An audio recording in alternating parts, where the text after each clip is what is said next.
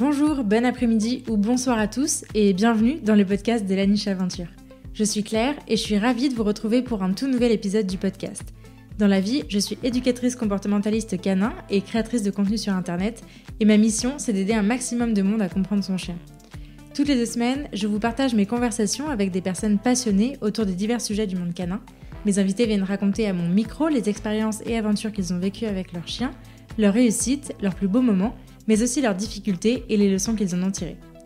Avant de lancer cet épisode, je vous invite, si ce n'est pas déjà fait, à vous abonner, à laisser 5 étoiles et un commentaire sympa sur l'émission dans votre appli de podcast préféré pour m'aider à faire connaître mon travail au plus grand nombre. Pour encore plus de découvertes, de conseils et d'inspiration, je vous invite aussi à vous abonner à ma newsletter en barre d'infos de cet épisode. Et je suis ravie de vous partager aujourd'hui ma conversation avec Aurélie Pimenta. Aurélie est éducatrice comportementaliste canin et formatrice ACACED pour Vox Animae. Dans cette discussion, elle nous raconte son parcours avec FIFA et nous partage tout ce qu'il faut savoir avant de devenir éducateur canin. On y parle donc de l'ACACED, cette formation obligatoire pour travailler auprès des animaux domestiques, mais aussi de tout un tas de sujets qui entourent une reconversion professionnelle. Que ce soit de l'argent, de la formation, du cheminement personnel que ça représente. C'est un épisode riche en apprentissage, que l'on soit professionnel ou particulier. Alors que vous soyez déjà humain d'un chien ou que vous vous apprêtiez à le devenir, cet épisode est pour vous. Mais je ne vous en dis pas plus et je vous invite tout de suite à rejoindre ma conversation avec Aurélie. Salut Aurélie. Salut Claire. Tu vas bien ? Oui, ça va et toi ? Ça va bien, merci. Merci d'avoir accepté mon invitation. Je suis ravie de t'accueillir sur la niche, dans la niche. Merci à toi, ça me fait très plaisir d'être là. On va commencer par les présentations. Est-ce que tu peux nous dire qui es-tu Aurélie ?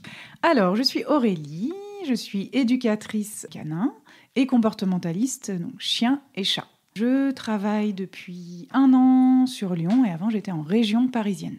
Donc, ma boîte, c'est Pimpets, éducation donc du chien et du chat. Ok, ça marche. On va parler de tout ça. Tu as un chien, FIFA. Est-ce que tu peux nous le présenter ? Oui, j'ai un chien, donc FIFA. C'est un berger créole, enfin un royal bourbon, comme on appelle ça. Il vient de La Réunion. Je l'ai adopté en 2019. Voilà, il avait à peine 3 mois quand il est arrivé dans l'avion avec sa sœur, voilà, de La Réunion. FIFA, comment dire FIFA Il a 3 ans et demi maintenant à peu près. Et il n'a pas toujours été, entre guillemets, facile. Mais c'était vraiment, pour moi, mon 3e chien. Donc un chien important. Parce qu'il est arrivé au moment où j'ai changé d'orientation et de voie. Donc pour moi, j'ai hésité à reprendre un chien, d'ailleurs, à ce sujet-là. Ok. Tu vas nous raconter tout ça ? Ouais. Là, c'est bon, tu as éveillé ma curiosité. Du coup, comment ça s'est passé ton expérience avec les chiens avant d'avoir FIFA ? Donc, tu nous as dit que c'était ton 3e chien. Comment ça s'est passé, pour toi, plus petite ? Est-ce que tu as toujours eu des animaux autour de toi ou est-ce que c'est venu en étant plus adulte ? Comment ça s'est fait ? Alors, moi, j'ai toujours eu des animaux autour de moi. On a toujours été entourés d'animaux, de chiens et de chats, et plus particulièrement de chiens. Donc, pour mes grands-parents, pour ma mère, on avait des chiens. Et c'est vrai que c'était très important pour moi de continuer à en avoir. Et donc, j'ai eu mon premier chien à moi, toute seule, à l'âge de 12 ans. Ok. Donc, c'était un petit Westie, une petite Westie, qui s'appelait Lily. Voilà, et qui a vécu 14 ans avec beaucoup de problématiques de santé. Et donc ça, c'était vraiment mon premier chien. Et par la suite, j'ai eu un Boston Terrier, Winnie. Pareil, beaucoup de problématiques de santé. Je l'ai adopté en élevage. Il avait déjà 7 mois et il avait déjà des problématiques de santé. Donc je ne savais pas. Et il est parti assez tôt, Winnie. Et voilà, il avait à peine 5 ans et c'est allé très très vite.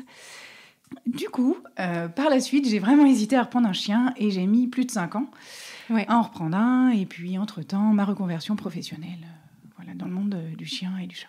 Ok. Du coup, qu'est-ce que tu faisais à la base ? Comment ça s'est passé ta reconversion ? T'es passé de quoi à quoi ? Et qu'est-ce qui a fait déclic à ce moment-là ? Alors, pour moi, c'est vraiment une reconversion professionnelle. J'ai travaillé pendant plus de 15 ans en marketing, communication. dans une entreprise, voilà, toujours la même, et en création graphique. Donc j'ai commencé assez jeune, j'ai fait de l'apprentissage et voilà, à 21 ans, j'étais déjà en entreprise. Et puis par la suite, j'ai continué, voilà, ça me plaisait, ça m'a toujours plu, la communication, la relation avec les personnes. Voilà, j'ai fait pas mal de choses. Et au fond de moi, j'ai toujours eu envie de travailler avec les animaux.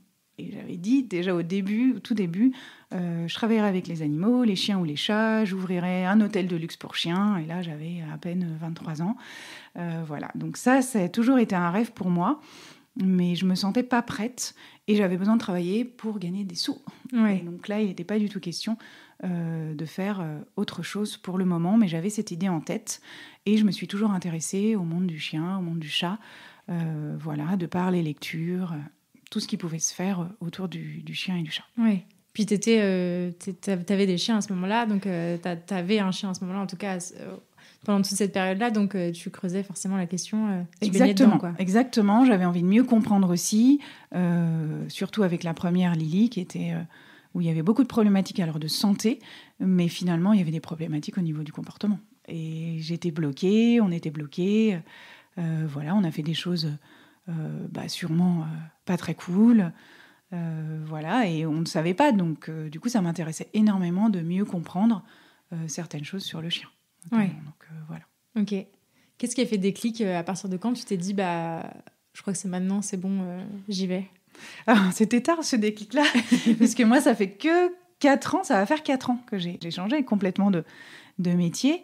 C'est sûrement venu en mode perso d'une autre, on va dire, pas reconversion, mais je pense que c'est venu avec la maturité aussi, de me dire, voilà, j'ai fait le tour de ce que j'avais à faire dans mon métier, j'ai vraiment envie de travailler avec les animaux, c'est maintenant.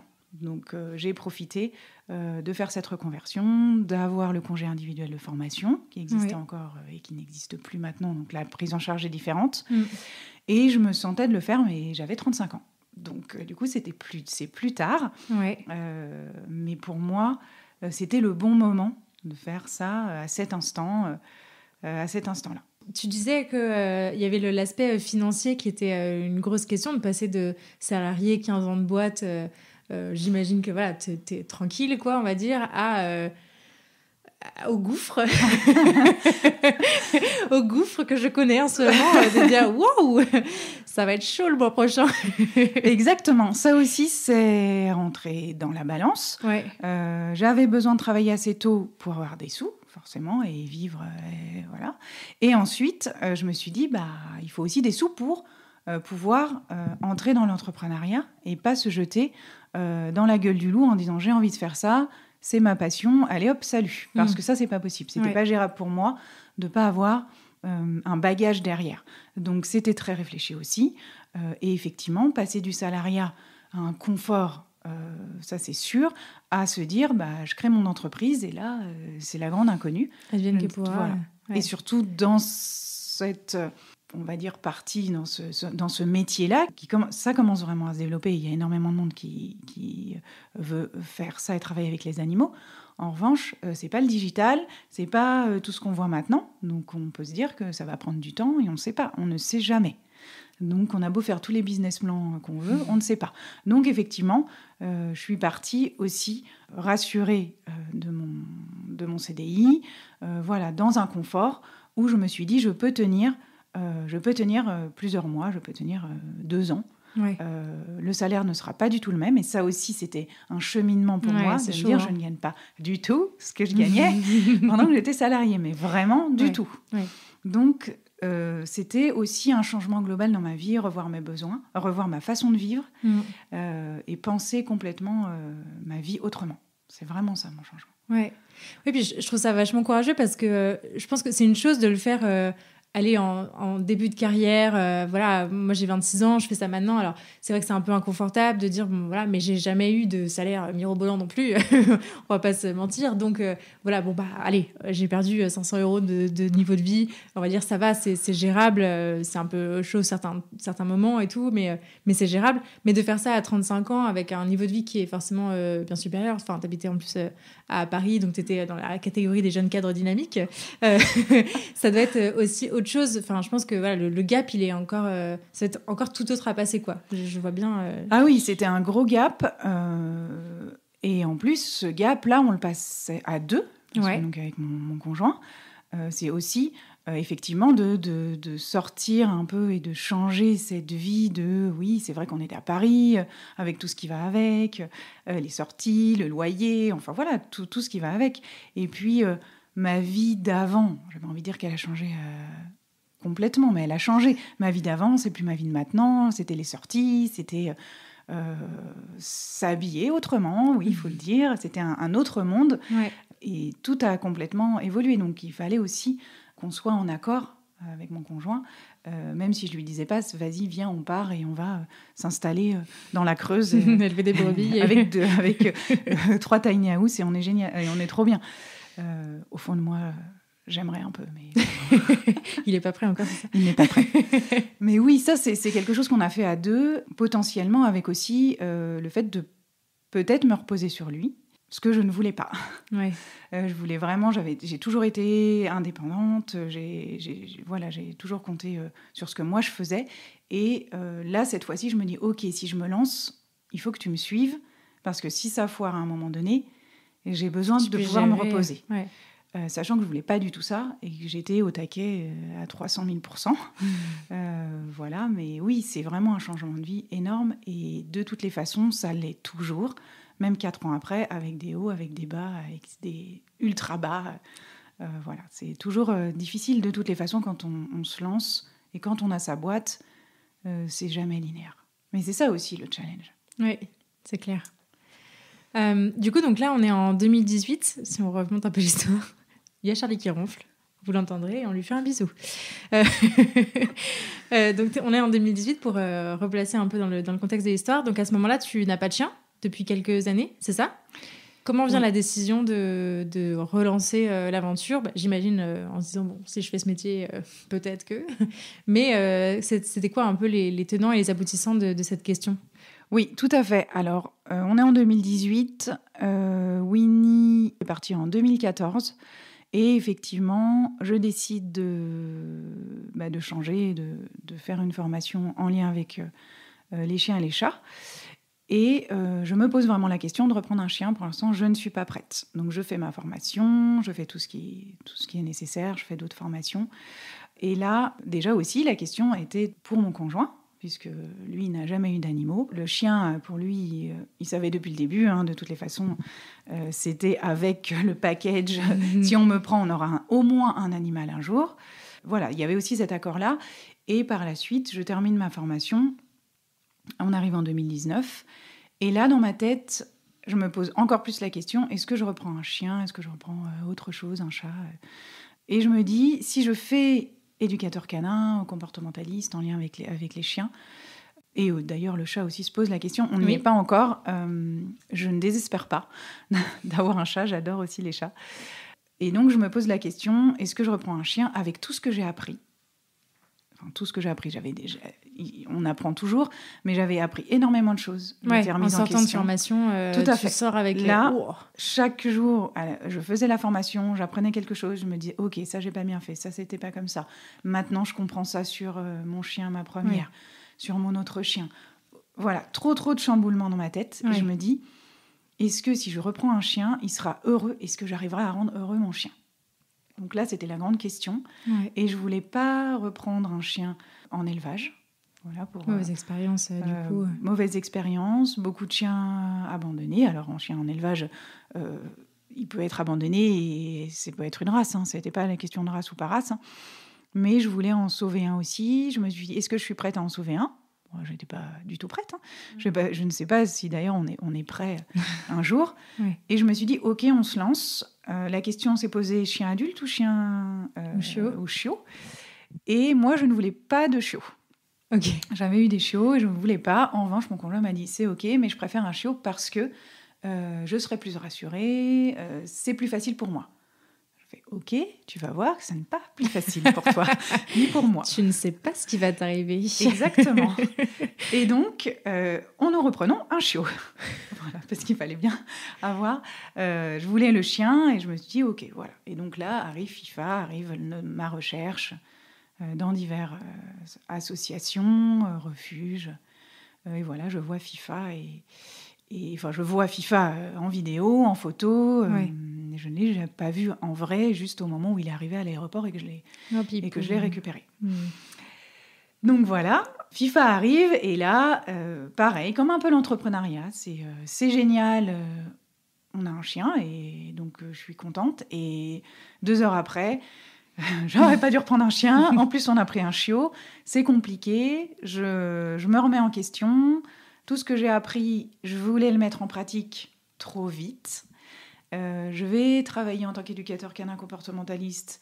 Donc, mon chien, je dois tout de suite l'entraîner, le former, etc. Je me suis mis beaucoup de pression avec FIFA pour faire un reset au bout de 8 mois où on n'avait pas créé de relation avec FIFA. Ça allait pas pour moi.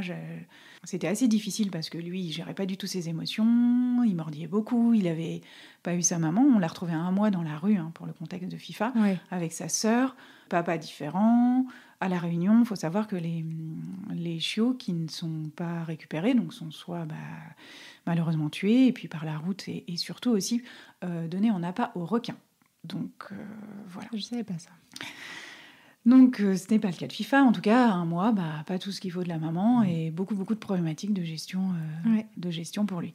Donc assez difficile les premiers mois avec lui et jusqu'à ces 7-8 mois où je me dis ok, là l'adolescence c'était vraiment une tornade très difficile et remise en question totale de ma part. Je me mettrais trop de pression, je voulais lui mettre trop de pression avec tout ce que j'avais appris, mais ça ne marchait pas. Donc on a tout recommencé. Et on est reparti sur de bonnes bases, ou beaucoup de lâcher prise. J'ai fait d'autres formations entre-temps aussi, donc, qui m'ont appris à relativiser sur pas mal de choses.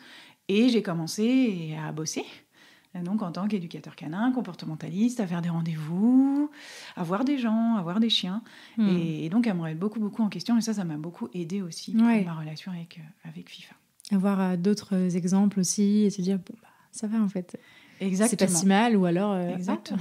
Bon. Mais, voilà. Et à ce moment-là, donc, quand tu as commencé à travailler, FIFA, il avait quel âge ? Je l'ai eu il est arrivé en avril 2019, donc il avait à peu près 2 mois et demi, 3 mois. Il avait 3 mois, et puis moi j'ai lancé ma boîte en juillet 2019. Jusqu'à fin 2019, il ne s'est pas passé grand-chose en termes de rendez-vous. J'avais quelques rendez-vous. Le site n'était pas créé. J'ai voulu m'immatriculer, et finalement j'ai commencé vraiment en début 2020. Où j'ai lancé mon site début 2020, et puis hello confinement. Mais quelle bonne période. Voilà, et là je me suis dit, ok, j'ai vraiment bien fait de faire ça. Alors qu'en fait le confinement était hyper bénéfique pour moi, où j'ai vraiment bossé beaucoup sur le site, et où j'ai beaucoup aussi pu prendre le temps avec FIFA, où je me suis formée aussi en ligne. J'ai lu pas mal de choses, et ça m'a beaucoup aidée. Donc voilà, tout a vraiment commencé... finalement pour ma boîte en sortie de confinement. Et c'est vrai que le confinement, par rapport à chacun l'a vécu comme différemment. Moi, je me suis pas sentie enfermée parce que j'ai commencé à travailler au moment où on était déconfinés, reconfinés, déconfinés. Et du coup, j'étais en extérieur, j'allais faire mes rendez-vous. J'étais en sortie. Donc, et ça a commencé à marcher à partir de là. Ok. Voilà. Et pour rappel, tu avais quitté ton boulot à quelle période ? Moi, j'ai quitté mon boulot au moment où j'ai pris FIFA. Ça, c'est intéressant aussi parce que je voulais être disponible donc en avril 2019. Ok. Et je voulais être disponible parce que je me suis toujours dit, quand j'ai eu mes chiens, alors oui, il y avait mes parents, mais j'étais pas assez dispo. Je les laissais beaucoup trop longtemps seuls. Et ça, c'était pas ok pour moi d'avoir un chien et de le laisser 8 heures tout seul tous les jours pendant 5 jours sur 7. C'était pas ok. Donc j'ai voulu aussi cette transition-là quand j'ai arrêté pour avoir le temps pour lui, pour avoir le temps pour nous. Donc voilà, j'avais vraiment, tout était un peu calculé de ok, j'arrête et en même temps je prends FIFA.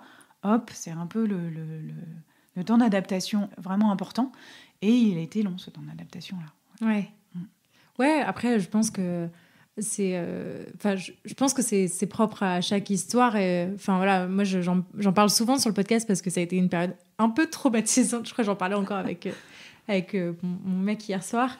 Mais ces premiers mois où il n'y avait pas de lien, quoi. Et c'est dur. C'est dur parce qu'on réalise notre rêve d'avoir son chien.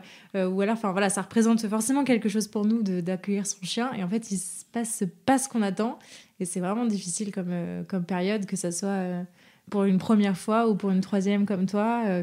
Quel que soit le contexte, je crois que c'est toujours un peu difficile, cette désillusion de se dire... en fait, il me fait juste chier, quoi. Ouais.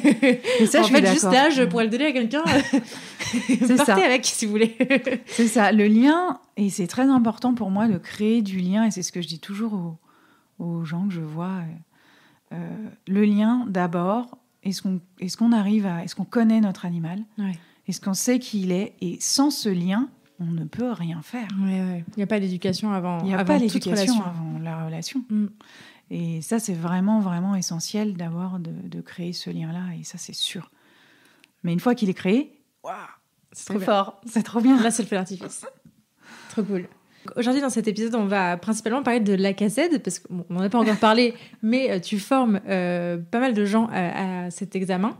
Donc, je voulais revenir avec toi un petit peu sur pourquoi cet aspect formation, comment est-ce que c'est venu dans ton parcours, à quel moment tu as commencé à devenir formatrice, et puis ensuite, on parlera un peu plus en détail de ce que c'est que l'ACACED, comment s'y préparer, etc., etc.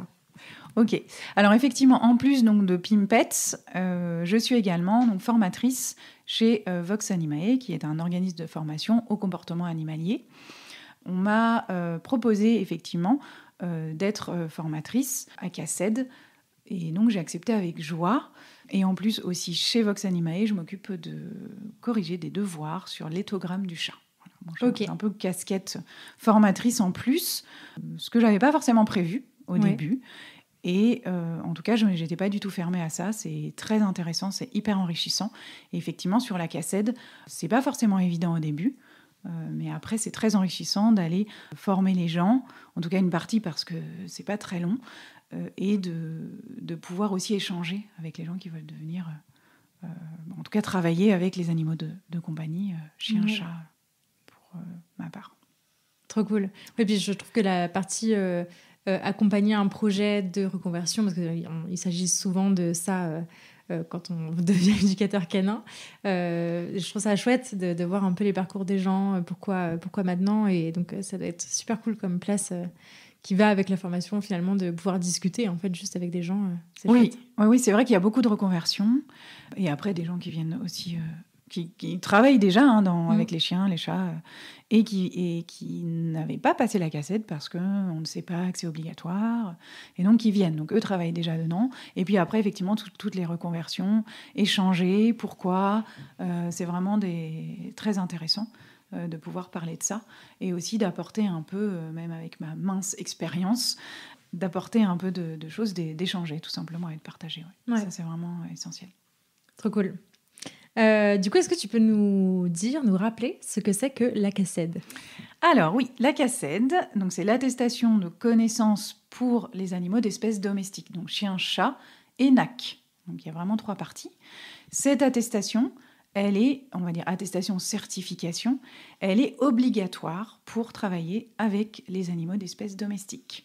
Donc si on veut ouvrir une pension, ouvrir un refuge, gérer une fourrière, être éducateur canin, être comportementaliste, faire de la garde d'animaux ou du transport d'animaux aussi, tout exercice finalement même à titre commercial pour la vente d'animaux. La CACED est obligatoire. Donc avant 2016, ça s'appelait le CCAD, donc certificat de capacité.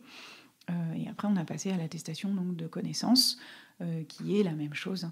On a fait évoluer ça. La loi, et donc l'article du 3 avril 2014, a fait évoluer pas mal de choses, notamment sur le bien-être animal. Et donc, tout a été revu au niveau du programme de la CACED. Et c'est pour ça que ça s'appelle maintenant ACACED.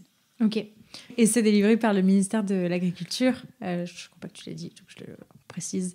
Mais voilà, c'est un truc... Oui, tout à fait. Donc en fait, cette attestation de connaissance, le programme en fait est fait avec le ministère de l'Agriculture, des vétérinaires, des comportementalistes. Et effectivement, c'est le ministère de l'Agriculture qui est chargé d'habiliter les centres de formation pour que ceux-ci donc, puissent faire passer donc l'attestation de connaissance à divers publics.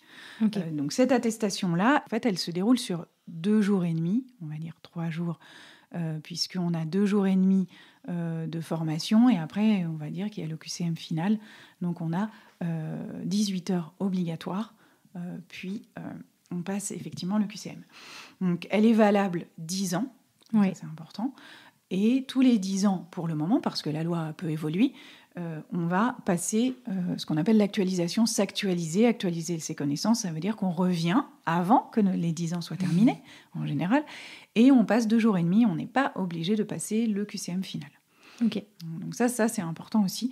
Les gens ne le savent pas forcément. On ne sait pas déjà forcément qu'on doit avoir la cassette pour travailler avec les animaux, d'espèces domestiques, mais on n'a pas forcément ça en tête. Au niveau des obligations légales, du coup, donc tu nous as dit que c'était un certificat qui était obligatoire pour travailler avec les animaux. Est-ce que tu peux nous en dire plus sur cette obligation légale? Parce que c'est vrai que ça n'est pas forcément très connu et c'est pas forcément le domaine avec lequel on est très à l'aise quand on veut travailler là-dedans.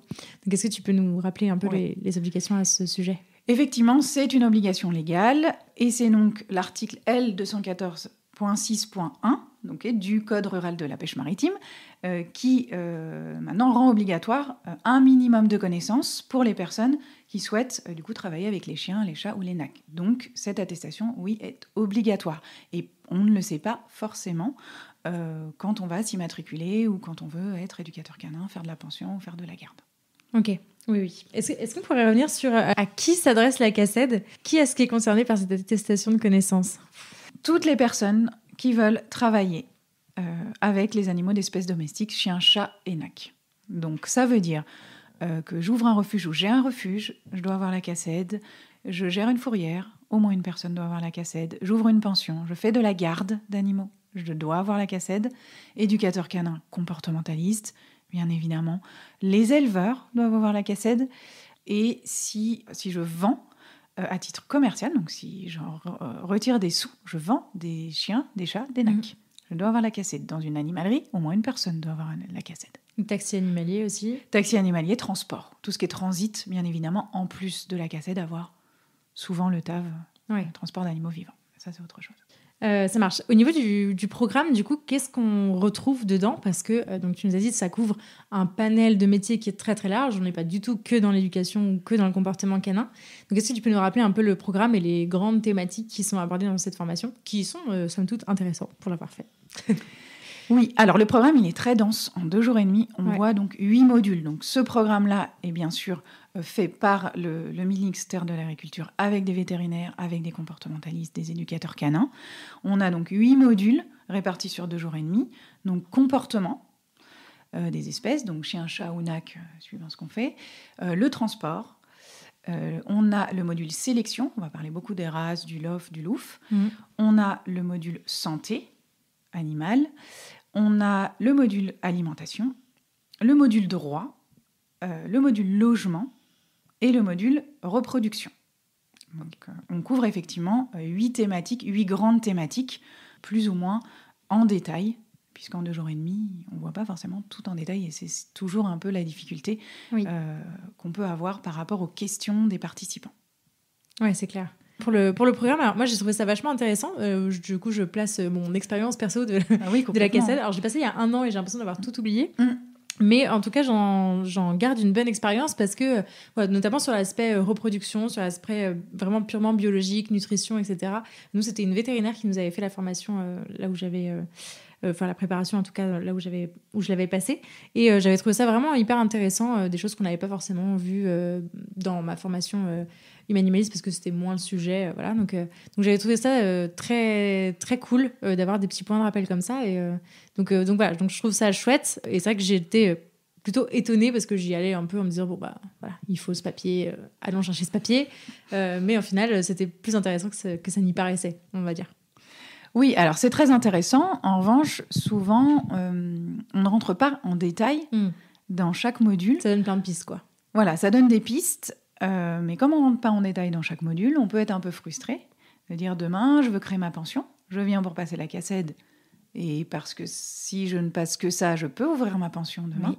Et finalement, la partie logement, la partie droit, qui est le plus important, on va dire, bien sûr, toujours avec la partie comportement pour moi, on ne rentre pas dans le détail. Donc, je vais toujours renvoyer vers allez regarder l'article du 3 avril 2014, allez regarder telle loi, allez demander à votre direction départementale de la protection et des populations, allez voir votre mairie. Voilà, on ne peut pas tout traiter. C'est très intéressant, mais on ne peut pas tout traiter. Et du coup, ça peut être un peu frustrant pour certaines personnes qui venaient là en se disant « Ok, je passe ça, et du coup, ça y est, je fais mon métier. » C'est ça. Elle a ses limites, cette attestation. Ouais. Pour revenir sur ce point de est-ce que c'est suffisant ou pas, alors je pense que si vous écoutez le podcast, vous aurez bien compris au travers de tous les épisodes que j'ai pu faire que non, la CACED n'est pas suffisante pour être un bon professionnel, mais il y en a quand même qui pensent que si et qui se lancent direct après. Est-ce qu'on peut juste revenir un peu sur ce point-là ? Est-ce que c'est quelque chose que tu vois régulièrement ou pas ? Donne-nous des bonnes vibes, des bonnes nouvelles, s'il te plaît. Alors, effectivement, comme c'est la seule certification obligatoire aujourd'hui, puisque les métiers en lien avec les chiens, les chats et les NAC sont très mal réglementés, il n'y a pas encore de réglementation forte à ce sujet, bien sûr que j'ai des gens qui viennent, en tout cas pour ma part, et qui se disent « Ok, j'ai la CACED et donc j'ouvre ma pension demain » ou « J'ai la CACED, je deviens éleveur de chats demain ou éleveur de chiens ». Et donc, ce n'est pas suffisant. Et c'est vraiment ce sur quoi j'insiste, et nous insistons, du coup, avec l'organisme Vox Animae, sur le fait que non, ce n'est pas suffisant, parce qu'en 2 jours et demi, voire autant d'infos, le cerveau ne retient pas, et surtout, on n'entre pas en détail. Donc, il faudrait vraiment se former sur la spécificité par la suite, ou alors en amont de cette attestation. Pour moi, cette attestation, idéalement, elle vient clôturer un parcours de formation pour le métier que l'on souhaite exercer. Si je veux être éducateur canin, j'ai déjà fait une formation ou plusieurs en lien avec l'éducation canine. Si je veux être comportementaliste félin, je fais une formation ou des formations en lien. Si je veux être éleveur, je fais aussi une formation en élevage. Donc se former est essentiel pour moi avant de passer cette attestation qui va clôturer un parcours de formation pour le métier que l'on souhaite exercer. Et ça, malheureusement, ce n'est pas mis en avant quand on va passer cette attestation, parce que aussi l'attestation, depuis quelque temps, on peut se la faire financer, si on parle de CPF, compte personnel de formation. Donc forcément, on va aller regarder, j'ai envie de travailler avec les animaux, chiens, chats, attestation de connaissance, c'est obligatoire, je peux me faire financer ça, donc je vais commencer potentiellement par ça, puisque c'est ce qui est obligatoire, et puis après je verrai. On se forme gratos à ce métier-là, quoi. Voilà, c'est un peu ça. Mais finalement, ça ne forme pas un métier. Ça donne des indications. Alors, certaines personnes pensent qu'effectivement, uniquement ça va leur servir à exercer leur métier. Finalement, au final, à la fin de la formation, les personnes se rendent compte que ça n'est pas suffisant, en général. Ouais. Ils vont aller se former ailleurs. Et certaines personnes se disent, j'ai envie de travailler avec les animaux, je ne sais pas ce que je veux faire, donc je fais la CACED, je vais passer la CACED. Et puis, je verrai bien. Est-ce que c'est plus de l'élevage ? Est-ce que c'est plus de la pension ? Est-ce que c'est plus de l'éducation canine ? Mais finalement, on voit une toute petite partie de chaque thématique. Et ça ne donne pas assez d'indications, selon moi, pour ça. On est très clair sur ça. C'est une étape, mais pas suffisant pour exercer un métier. Jamais, jamais, jamais. Donc, ce qui est important aussi, c'est que parfois, comme on ne sait pas que la CACED est obligatoire, et j'ai des participants qui sont déjà éleveurs, qui ont déjà une pension, qui n'ont pas la CACED. Je viens parce qu'on m'a dit que c'était obligatoire. Ça arrive. Et qui peuvent parfois remettre en question certaines infos. Parce que si je suis éleveur, je connais forcément, parce que ça fait déjà 10 ans que j'élève des Maine Coon, ou alors 10 ans que j'élève des bergers allemands, donc je sais mieux.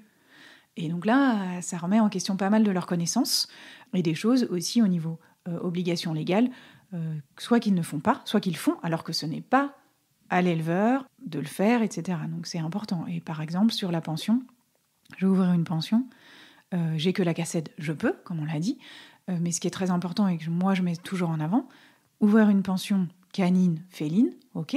Si je ne connais pas un minimum le comportement de l'espèce que je vais garder, ou que je vais éduquer, ou même que j'élève, alors mon travail, je ne peux pas le faire à 100% bien. Donc, quoi qu'il arrive, une formation à minima de comportement, c'est essentiel. En élevage, souvent quand je fais la CACED au niveau de l'élevage, la socialisation et la familiarisation, quand les gens me regardent avec des yeux ronds, je trouve ça compliqué. C'est grave. Donc, c'est grave, même. Ouais. D'accord ? On n'est pas là pour dire... Il y a des bons, il y a des mauvais, et ça, comme dans tout métier. Mais c'est vraiment important de se former en plus de ça, puisque la formation éleveur, on va aussi la parler de sélection, vraiment, et donc de sélection des reproducteurs, potentiellement de maladies que vont avoir nos animaux, et il y en a des maladies, d'accord, avec tout ce qu'on peut faire. Il y a des tests de santé, il y a tests de santé, etc. C'est pas, j'ai décidé, j'adore les Maine Coon, j'adore les bergers allemands, je vais faire un élevage, et j'ai aucune connaissance, c'est bon, j'ai la cassette maintenant. La partie est très très peu, on parle très très peu de génétique, on va évoquer ça, mais c'est pas assez pour être éleveur. Donc on ne s'improvise pas un métier, ni éleveur, ni pensionneur, ni éducateur, et pas juste avec la cassette. Du coup, on a parlé du programme et du contenu. Je voulais voir avec toi comment est-ce qu'on prépare à cet examen-là, et est-ce qu'on pourrait peut-être revenir sur finalement qu'est-ce que c'est l'examen. Donc on a parlé d'un QCM, d'un quiz à la fin. D'un QCM à la fin. Questionnaire à choix multiples. Merci, c'est beaucoup plus professionnel que quiz. Est-ce que tu peux revenir un petit peu sur les modalités d'examen de cette certification, et puis comment ça se prépare en fait, à quoi on peut s'attendre?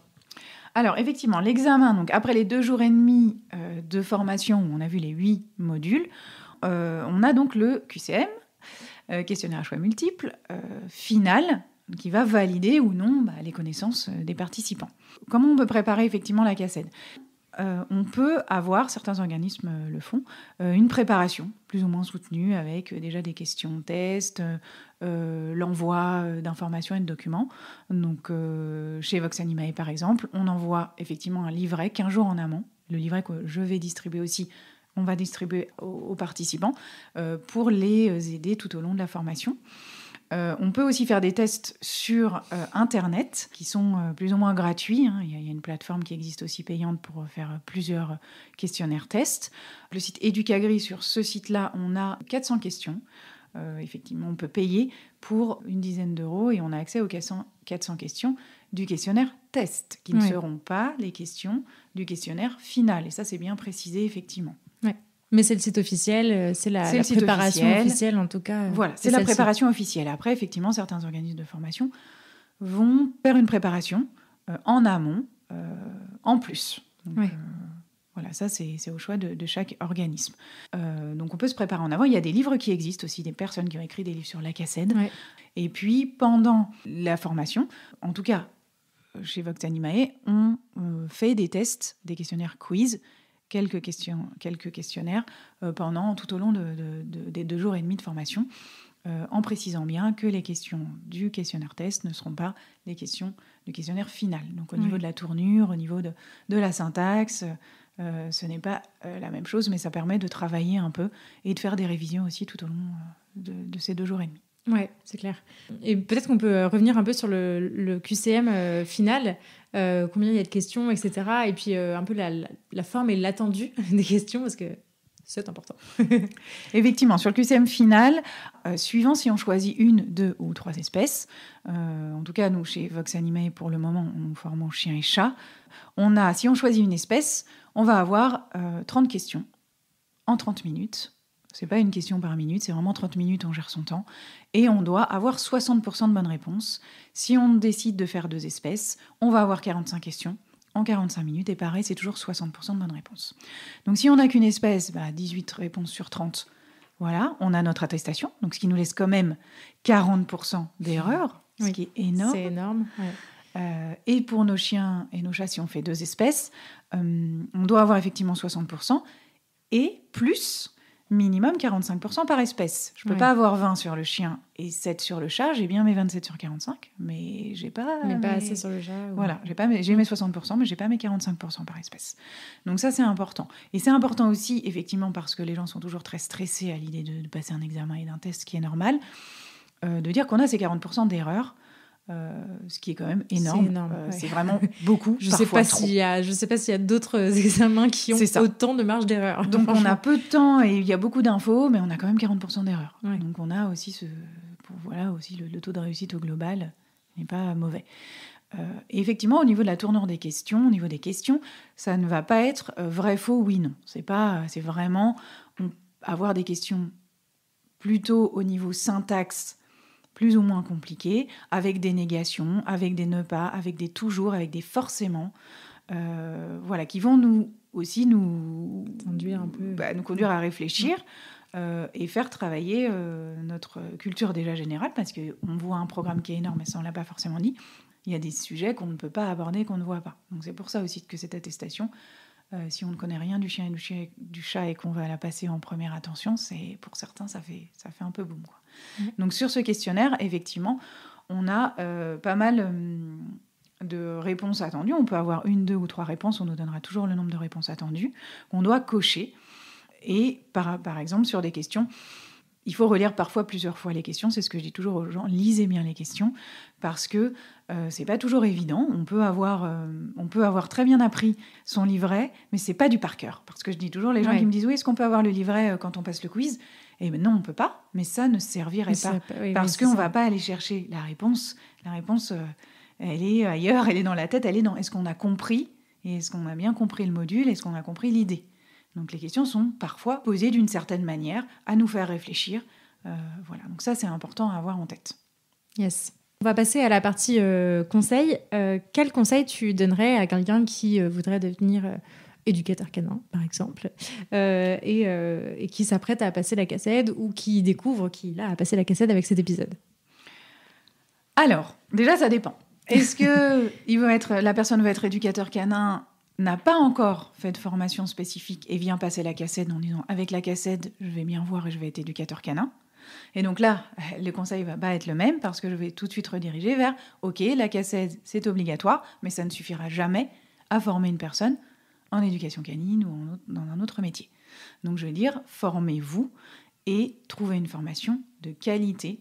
Allez chercher les formateurs qui vont donner cette formation, parce que, pour moi et selon moi, ça c'est vraiment personnel, une formation où on a un seul formateur ou une seule formatrice qui va donner et animer les différents modules, pour moi, ce n'est pas possible, parce qu'on n'est pas expert dans toutes les catégories. Oui. Donc, voilà, privilégier une formation de qualité. Une formation de qualité, ça veut dire se renseigner sur l'organisme, se renseigner sur les formateurs, se renseigner sur les connaissances. Est-ce que les connaissances sont à jour ? Est-ce que les infos sont à jour ? Alors, c'est pas forcément évident si on vient de débuter et de dire je vais être éducateur canin, et aussi, malheureusement, beaucoup de marketing, et donc du marketing viral, qui peut nous amener à choisir pas forcément la bonne formation, une formation de qualité. Ouais. Donc ça, c'est vraiment important.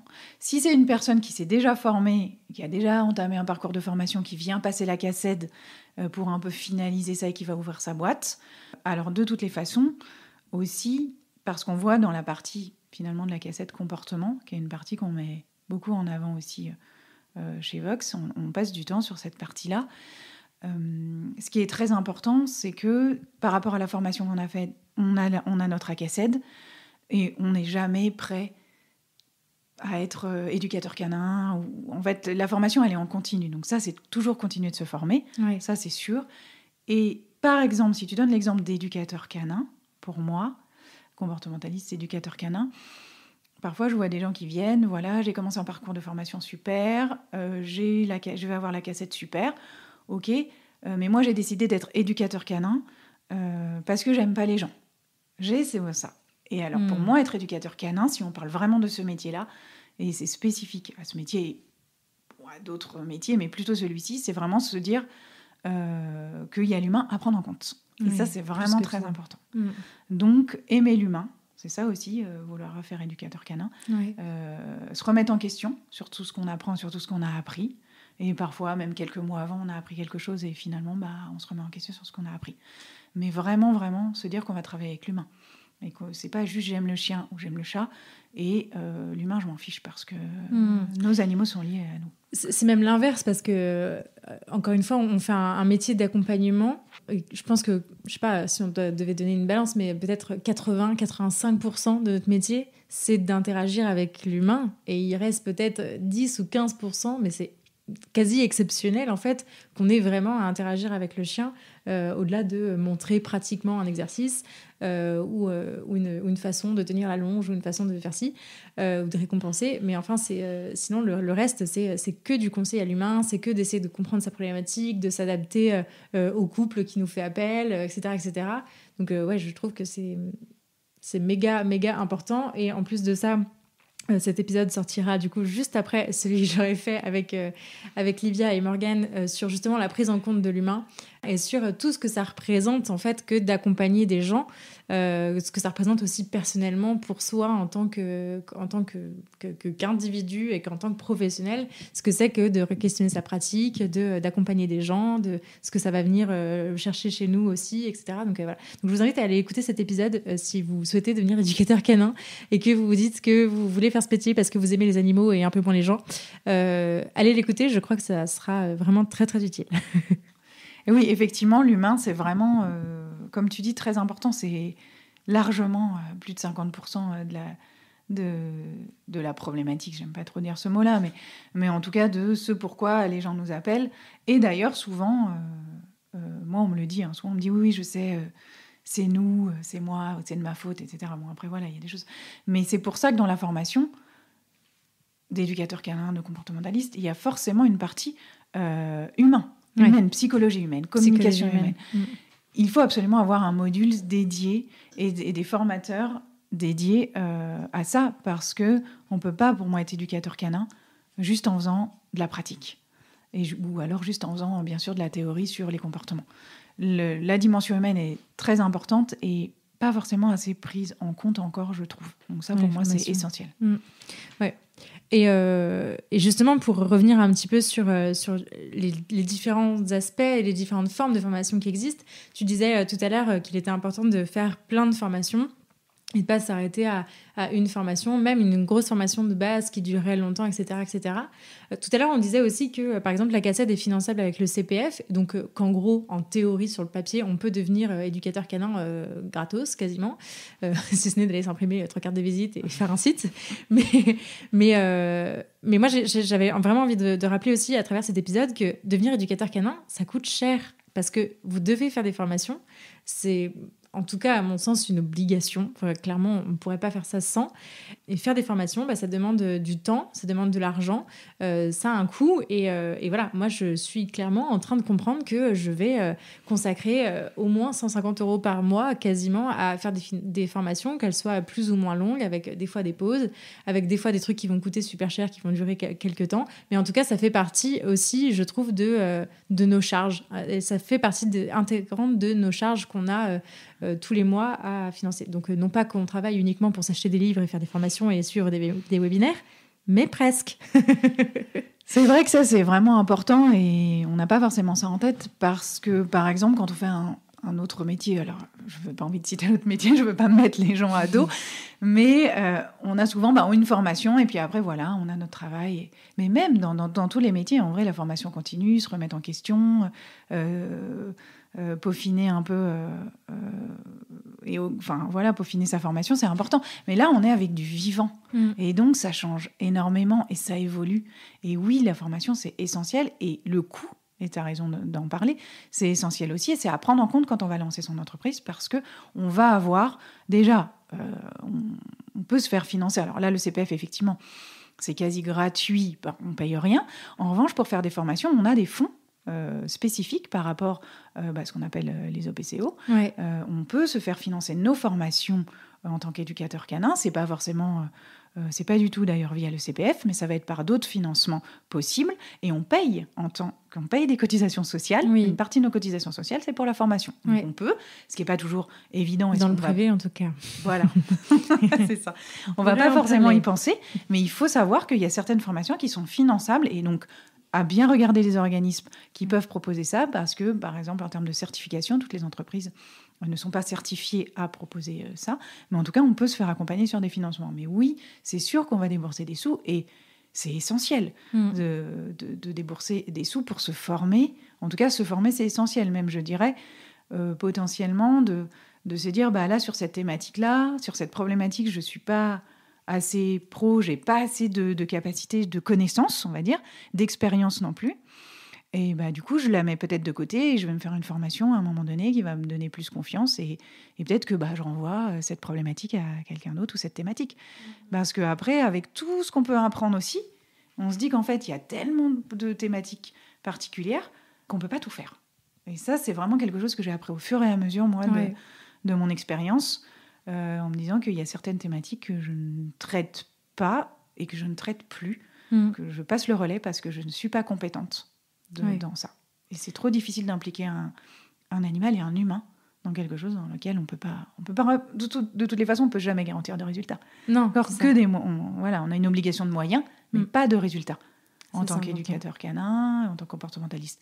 Ça, c'est important de le dire parce que j'ai déjà entendu plusieurs fois, et notamment dans des émissions télé, résultats garantis de dressage d'éducation. Oui. Parenthèse.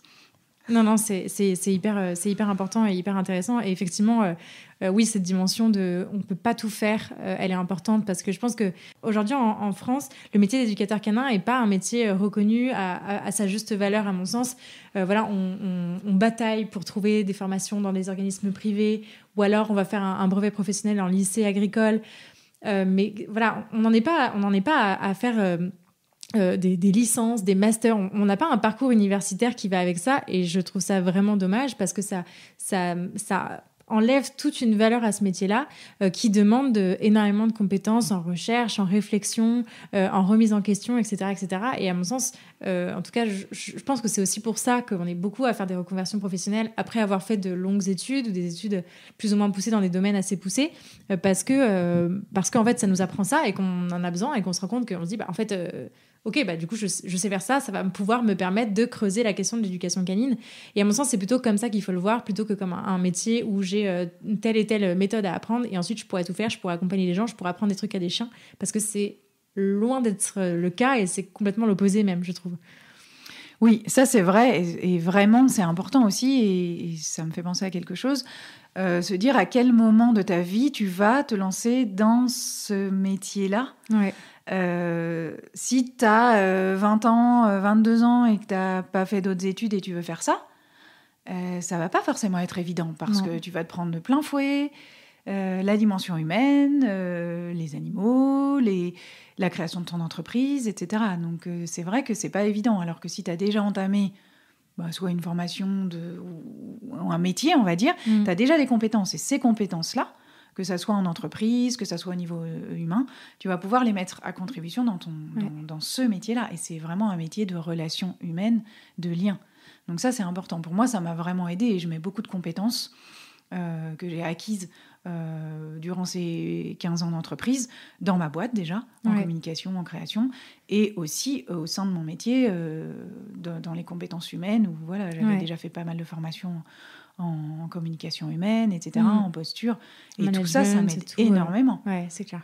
Management, exactement. Donc, puis se connaître soi, ça joue aussi beaucoup de connaître quelle quantité de travail on est capable d'encaisser ou pas. D'encaisser, c'est pas très joli comme mot, mais de savoir se connaître aussi, de connaître son rythme, de connaître...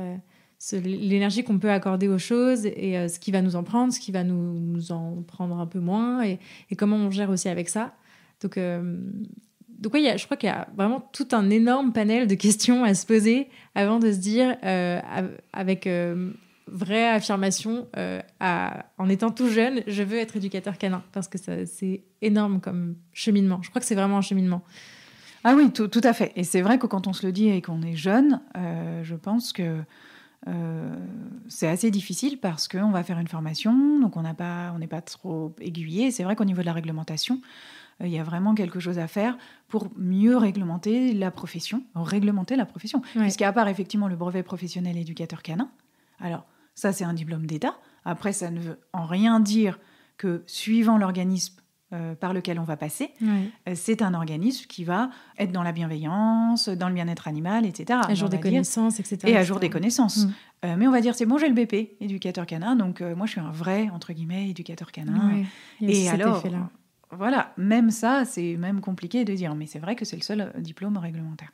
Et la réglementation n'est pas du tout encore là, malheureusement, pour les métiers en lien avec le chien et le chat. Et d'ailleurs, toutes les dérives associées sont aussi là... en partie grâce à la réglementation qui n'est pas du tout en place. Yes, travaillons là-dessus. Très bien, je vais maintenant te poser la question signature de ce podcast. Qu'est-ce que ça a changé à ta vie ? J'ai envie de dire d'avoir FIFA et qu'est-ce qui t'apporte au quotidien. Je voulais rajouter, j'ai oublié de le dire quand tu racontais son histoire, je connaissais pas l'enfance de Fifa et ce que vous aviez traversé, et pour le connaître et le croiser régulièrement en balade, je trouve que c'est un petit chien hyper équilibré, et donc vous avez fait un chouette boulot tous les deux, et je voulais le souligner parce que c'est cool. Trop, merci, c'est trop. Oui, FIFA, FIFA, c'est vraiment le chien.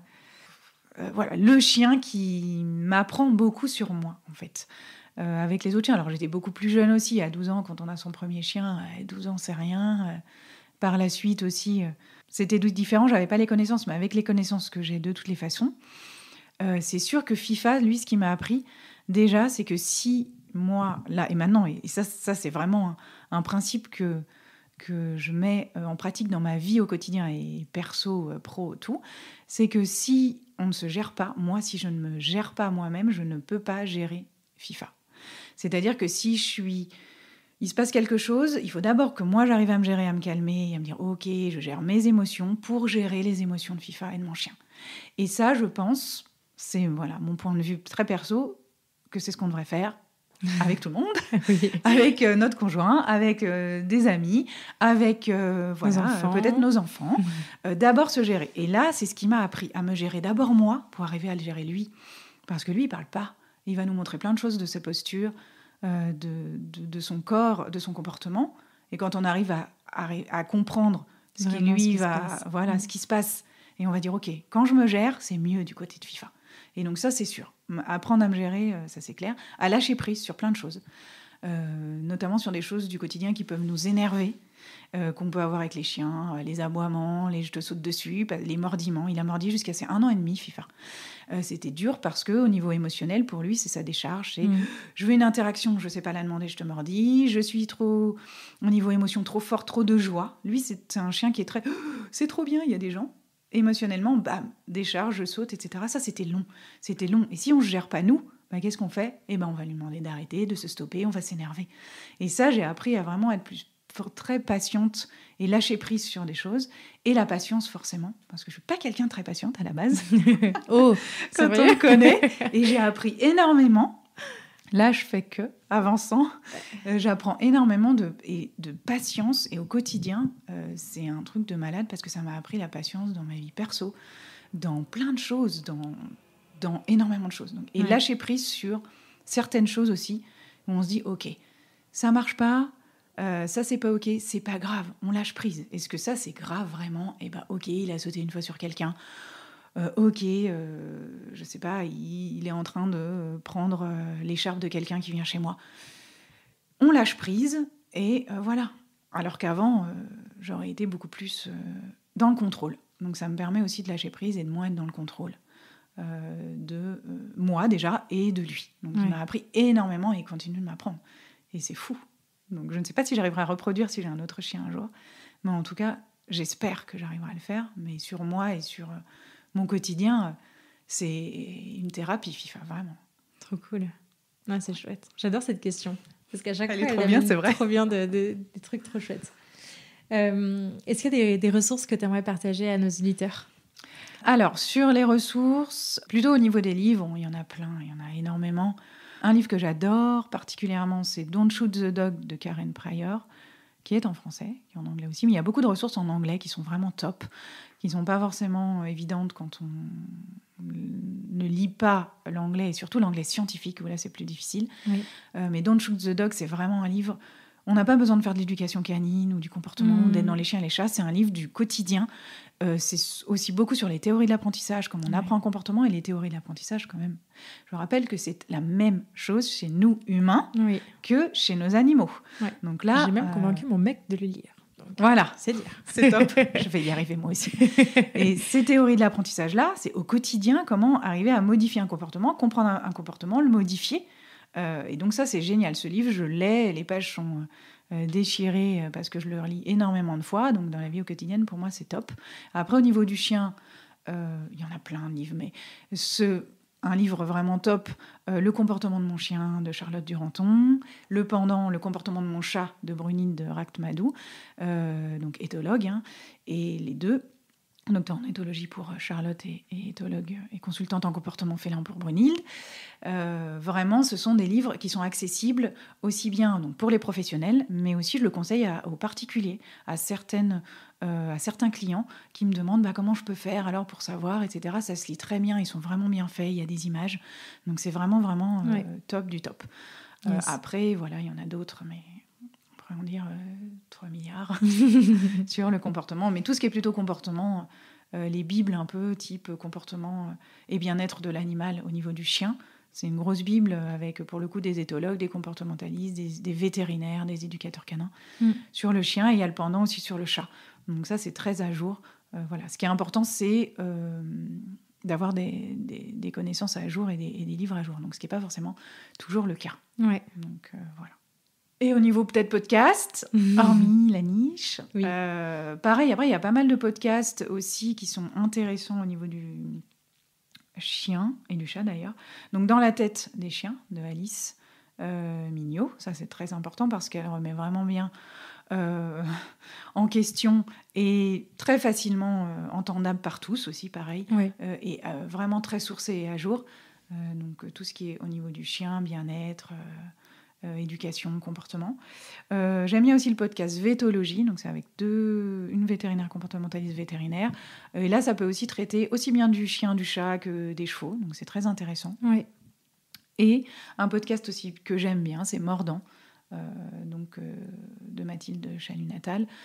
C'est un peu plus divers intervenants, parfois, un peu sur le comportement, mais pas que. Et c'est aussi intéressant d'aller voir autre chose que le comportement. Voilà. Trop bien, ça marche. Où est-ce qu'on peut rediriger les auditeurs qui souhaiteraient suivre tes aventures ? Alors, on peut les rediriger vers Instagram et Facebook, pimpets _éducation Lyon, pour Instagram et Facebook. Et puis, mon site, Pimpets Éducation sur Lyon, le site internet. Voilà, c'est tout. J'ai pas énormément de choses. C'est parfait. Voilà. On aime quand il n'y a pas énormément de choses. Je n'ai pas encore écrit de livre. On attend. Je note. Très bien. Écoute, merci beaucoup Aurélie. Je suis vraiment hyper contente d'avoir fait cet épisode avec toi. C'était vraiment hyper intéressant. Donc merci, un grand merci à toi d'avoir accepté mon invitation. Et puis à bientôt pour une balade. Ouais. Et merci à toi. Très très enrichissant toujours de pouvoir évoquer, échanger sur plein de thématiques. On parlerait des heures. Yes, trop bien. Merci beaucoup. Merci, salut. À bientôt. Merci beaucoup de vous être rejoint à ma conversation avec Aurélie et de l'avoir écoutée jusqu'au bout.